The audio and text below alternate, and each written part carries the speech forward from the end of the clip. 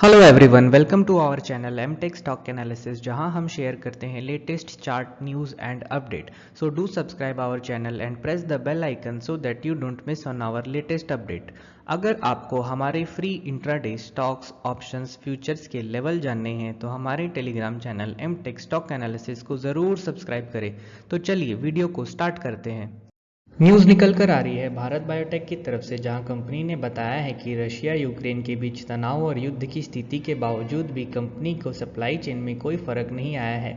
आपको बता दें कि भारत की कुछ कंपनी रशियन मार्केट में सप्लाई करती है, जैसे कि doctor Reddy, Zydus life science, Torrent pharma, और इन कंपनियों ने भी बताया है कि बिजनेस पर ना के बराबर इम्पैक्ट देखने को मिला है।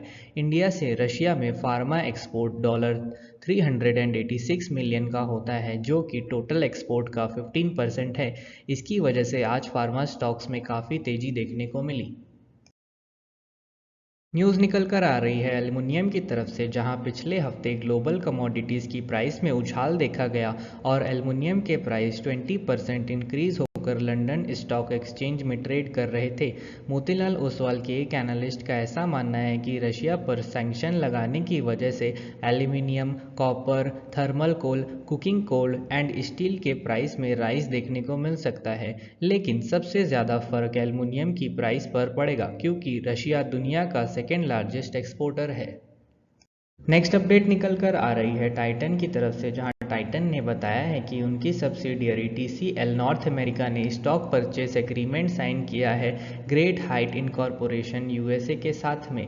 ग्रेट हाइट एक ज्वेलरी कंपनी है जो $25 मिलियन का रेवेन्यू लास्ट ईयर 2021 में जनरेट कर चुकी है।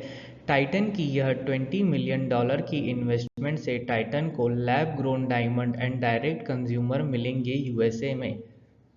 नेक्स्ट अपडेट निकल कर आ रही है फ्यूचर रिटेल की तरफ से, जहां फ्यूचर रिटेल ने बताया है कि उसे रिलायंस की तरफ से 947 स्टोर्स का टर्मिनेशन लेटर मिला है, जिसमें 342 बिग बाजार, 493 स्मॉल स्टोर, 78 ब्रांड फैक्ट्री और 34 सेंट्रल स्टोर्स शामिल है।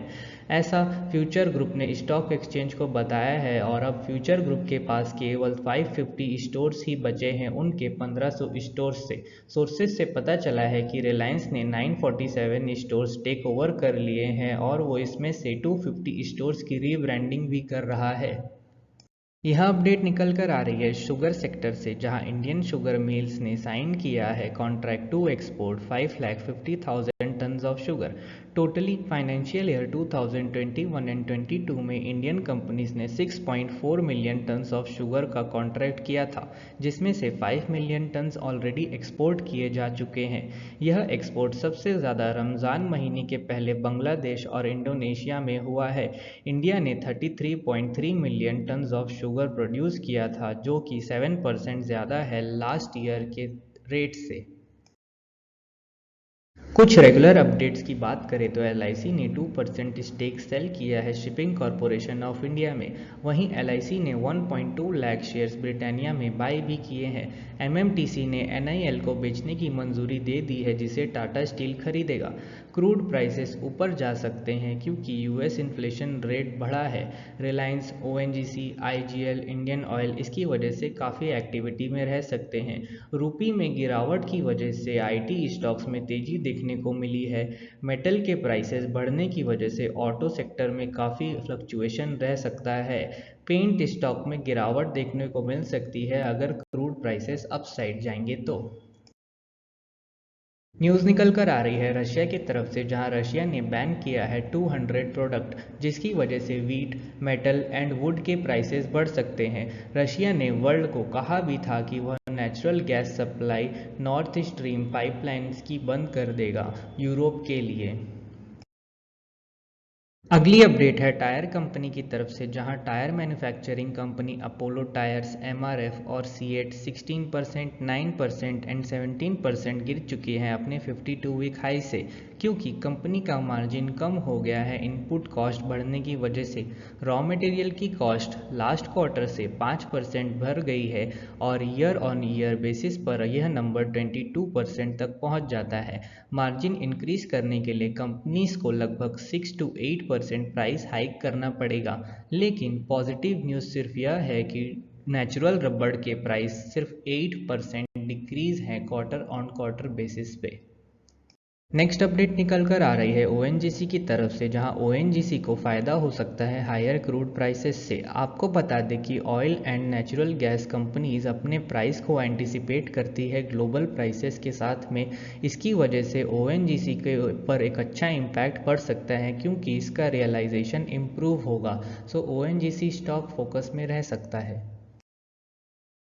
न्यूज़ निकल कर आ रही है government of Orissa and Tata steel की तरफ से, जहां government of Orissa and Tata steel के बीच एग्रीमेंट हुआ है जिसके तहत नीलांचल इस्पात निगम को टाटा स्टील 12,000 करोड़ की वैल्यूएशन पर खरीदेगा। आपको बता दें कि नीलांचल इस्पात निगम एक जॉइंट वेंचर था एमएमटीसी, भेल, एनएमडीसी, मीकॉन, ओएमसी एंड आईपीआईसीओएल का। नीलांचल के पास स्टील प्लांट है जिसकी कैपेसिटी 1.1 मेट्रिक टन है। नीलांचल कई दिनों से लॉस में रहा है और फाइनली टाटा स्टील ने इसको खरीद लिया है। मोस्ट इम्पॉर्टेंट न्यूज़ निकल कर आ रही है इंश्योरेंस किंग एलआईसी की तरफ से, जहां एलआईसी ने अपने दिसंबर क्वार्टर के रिजल्ट्स जारी किए हैं। एलआईसी की वेबसाइट से यह पता चला है कि कंपनी का नेट प्रॉफिट 235 करोड़ रहा against 94 lakh profit last year. Similarly net profit जो लास्ट 9 मंथ का था वो 16,438 करोड़ पहुंच गया है against 9 month profit of last year 7 crore. Total premium collection 97,761 crore रहा against 97,008 crore last year. First year premium में 10% इंक्रीमेंट देखने को मिली और प्रीमियम 7,957 करोड़ से जंप होकर 8,748 करोड़ पहुंच गया है।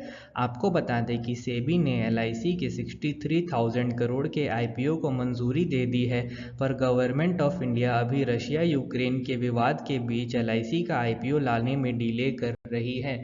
तो ऐसी ही इंफॉर्मेशन पाने के लिए हमारे channel M tech stock analysis को ज़रूर सब्सक्राइब करें। Thank you for watching.